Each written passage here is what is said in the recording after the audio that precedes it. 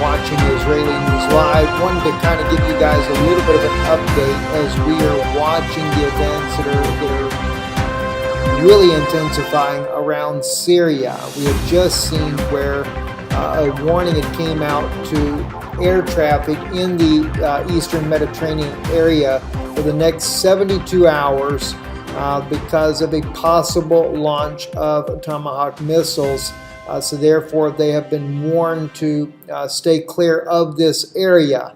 As well, we have this report, as you can see on your screen, breaking today. Russian MOD has asked Iran to provide access to its RIAF and its 3rd Tactical Fighter Base in Hamadan to deploy its heavy bombers, probably the Tu-22s, the Tu-95s, Tu-78 tankers, and use it for refueling point for fighter jets, which are planned to be deployed to Syria soon. So it looks like Russia is definitely not taking any chances whatsoever. They are fully believing that the U.S. is going to launch an attack, and they are also trying to make preparations for that particular attack. As we mentioned earlier, China, according to that one French news article, would be joining the Russian Navy. Now, I've not been able to cross-reference that as of yet, but we do know there's been other reports in the past where China has offered military help to Syria. They've offered to back Syria in the event of war. So very troubling to see how this alliance may work out. Iran, according to Press TV, vows crushing response to the enemy's missteps and miscalculations. This threat, of course, against Israel and Israel's strike against the Iranians that were working inside of Syria in a base there near Hama. And that, no doubt, is only going to escalate this whole war in the region.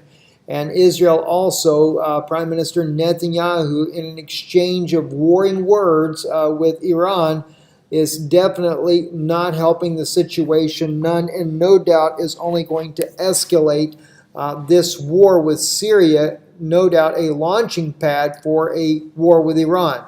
And I say that too because the Saudis have said they are going to enter in the war. The Crown Prince there of Saudi Arabia said that they will enter into this war against the Syrian government for the alleged chemical attack on its own people. And the U.S., France, Britain all joining into this battle in order to, as they put it, also wipe out Iranian troops inside of Syria. So it's very obvious that Iran is going to be the target inside of Syria besides Bashar al-Assad. And we can only imagine what could be next. Italian Politics says here, the Trump administration is negotiating with Britain and France and other allies, including Arab governments, for their roles in Syrian operation, which could last several days, wiping the Iranian presence out, according to the Italian Politics, making that notation there. And Walid Shubat posted this here. This is something that I definitely see eye to eye with Wally on. Trump is allowing Turkey to invade Syria and declares that he wants to cooperate with Turkey to further empower the Turks.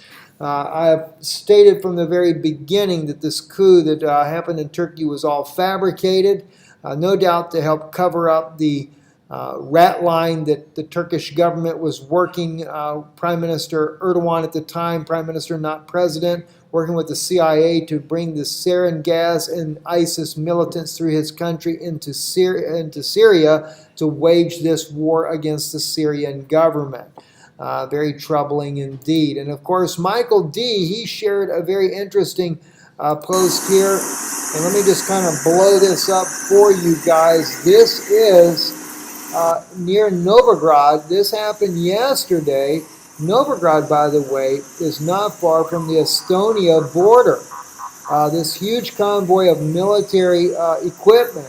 Michael is a pretty sharp guy to begin with. He covers a lot of the events that are happening around Ukraine. I shot a tweet back to Michael to get his thoughts on this. We thought perhaps Russia is preparing for a possible conflict with NATO, even on the European front.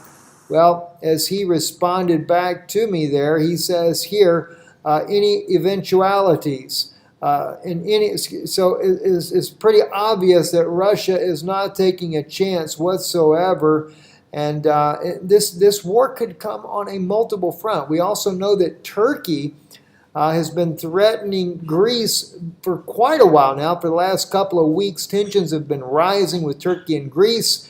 We have Saudi Arabia, Israel with Iran. We have France, England, and the United States with Syria and Russia. We still have Kim Jong-un, although it's kind of quieting down there. That still could boil over. We could see Russia with a NATO battle on its doorsteps. Ukraine could go ballistic while Russia is tied up with a war in Syria. I would not put it past the Ukrainian government to take the opportunity to try to crush Donetsk and even begin to use bombers in retaliation. So Russia's been also preparing on all fronts as well, and it's just not going to look good, friends. Very, very sad, tragic situation to see the world headed to yet another world war.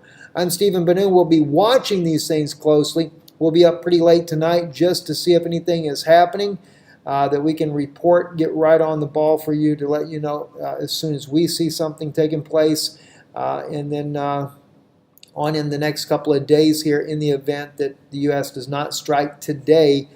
We've seen many times in the past that they'll prepare, but they won't strike at that rapidly. Now, Trump has been just the opposite. He's been the kind of guy that will pretty much lower the hammer just as quick as he's ready to do it. So I think there's a very serious possibility. Alex Jones on his page has been saying that tonight will be the night. We'll just have to wait and see. I'm Stephen Benoon with Israeli News Live. Erev Tov.